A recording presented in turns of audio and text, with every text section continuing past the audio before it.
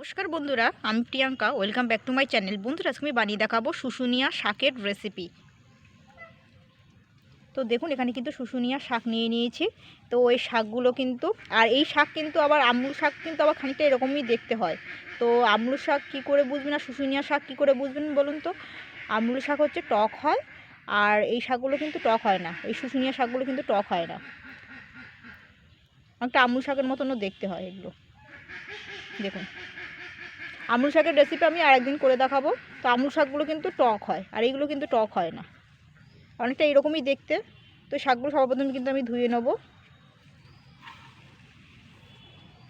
আর দেখুন, এই পেছনে যে শিকড়টা আছে, এই শিকড়টা কিন্তু আমি অর্ধেকটা কেটে বাদ দিয়ে দেবো।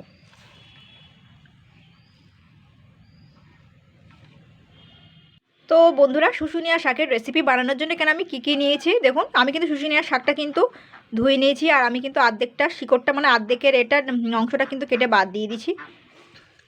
আর দেখুন, এরকম লম্বা লম্বা করে রেখে দিয়েছি। আবার তরকারি করলে, এটা তরকারি করলে মানে এগুলো আগে নরম নরম হয়ে যাবে, এই জন্য আমি আর কুচালাম না। তো এই শুশুনিয়া শাকের নিচে এগুলো সব ধোয়া, কিন্তু টমেটোটা কিন্তু ধুয়ে কেটে নিয়েছি স্লাইস করে। আর দেখুন, বেশ খানিকটা কিন্তু ধনেপাতা নিয়েছি। ধনেপাতাটাও কিন্তু আমি কুচাইনি, কুচানোর দরকারও নেই। আর এখানে একটা কিন্তু গোটা আলু নিয়েছি, আলুটা খোসা ছাড়িয়ে এরকম আলু ভাজার মতন করে কেটে নিয়েছি, আলুটাও কিন্তু ধোয়া। আর এখানে একটা গোটা পেঁয়াজ আমি কেটে নিয়েছি কুচি করে। আর গোটা কয়েক শুকনো লঙ্কা নিয়েছি। আর নিচে একটা ম্যাগির মশলা। দেখুন, কড়াইটা কিন্তু বসিয়ে দিয়েছি, কড়াইটা গরম হয়ে গেছে। এবার আমি বেশ খানিকটা কিন্তু তেল দিয়ে দিচ্ছি। তেলটা কিন্তু গরম হয়ে গেছে। এবার আমি গোটা সাদা জিরে আর এই শুকনো লঙ্কাগুলো আমি চিড়ে দিচ্ছি।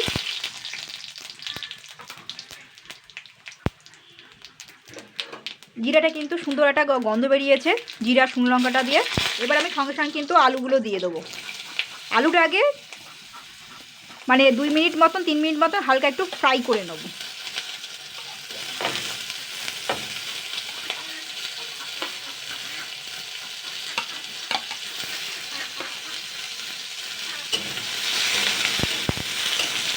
জাস্ট 2 মিনিট মতন।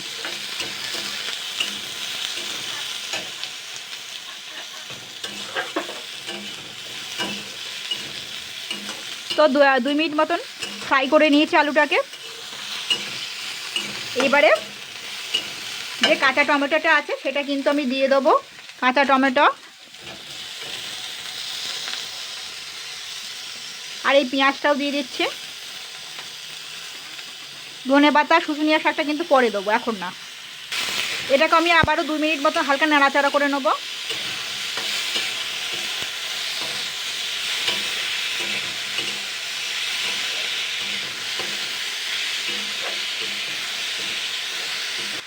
দেখুন, এতে আমি এর মধ্যে 1 চামচ নুন আর চিনিটা নিয়ে নিয়েছি।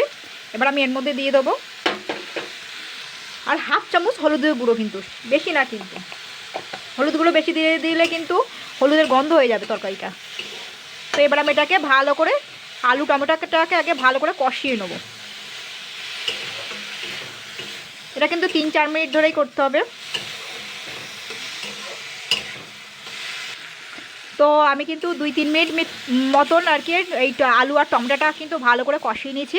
আর টমেটো একটু বেশি দেওয়ার চেষ্টা করবেন, ভালো লাগবে খেতে আর কি শীতকালে। দেখুন, একটু মাখো মাখো মতন হয়ে গেছে। এইবার আমি কিন্তু এখানে 1 কাপ জল দিয়ে দিচ্ছি।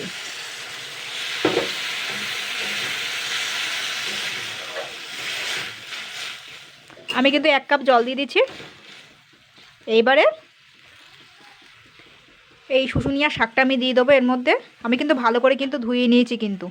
আর এই ধনে পাতাগুলোও দিয়ে দেবো। একটু নাড়াচাড়া করে নেবো। শাক কিন্তু বেশি ভাজে না, শাক ভাজলে কিন্তু এর গুণাগুণটা নষ্ট হয়ে যায়। তো এইভাবে আমি হতে দেবো। আলুটাও সিদ্ধ হয়ে যাবে, শাকটাও হয়ে যাবে। এতেও আমি আবারও 3 মিনিট মতন ফুটিয়ে নেবো। এ কিন্তু হয়ে যাওয়ার মতন হয়ে গেছে। তো দেখুন, এটা কিন্তু সিদ্ধ, আলুটাও সিদ্ধ হয়ে গেছে, শাকটাও কিন্তু সিদ্ধ হয়ে গেছে। আর আলু ভাজা মানে আলুগুলো তো আমি আলু ভাজার মতো ছোটো ছোটো করে কুচিয়ে নিয়েছি, ওই জন্য সিদ্ধ হয়ে গেছে। ধরুন 10 মিনিট মতন লেগেছে রান্নাটা করতে গিয়ে। তো এবার আমি একটুখানি নামানোর আগে একটুখানি জাস্ট 1 চামচ একটু ম্যাগির মশলা দিয়ে দিচ্ছি।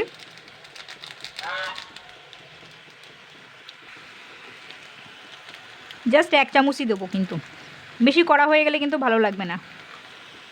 1 চামচ দিয়ে দিলাম। এবার আমি এটাকে ভালো করে নেড়ে চেড়ে নেবো। আর শাকের পরিমাণ, আলুর পরিমাণটা যদি বেশি থাকে তাহলে একটু বেশি করে দিতে পারেন। তো হেব্বি সুন্দর হচ্ছে কিন্তু খেতে। এইটা দিয়ে কিন্তু দুপুরবেলায় গরম ভাতের সঙ্গে কিন্তু খাওয়া যাবে। এই একটা রেসিপি দিয়ে কিন্তু খাওয়া যাবে। আমি আর ভাঙছি না, এই আলুগুলো এমনি গলে গলে গেছে। তো বন্ধুরা এইভাবে ট্রাই করবেন শুশুনিয়া শাকের রেসিপি।